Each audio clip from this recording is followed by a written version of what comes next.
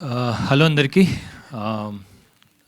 And సమ్మర్‌కి యాక్చువల్‌గా cinema release అవ్వడం అనేది చాలా కష్టం అనుకోవాలి. It's not easy.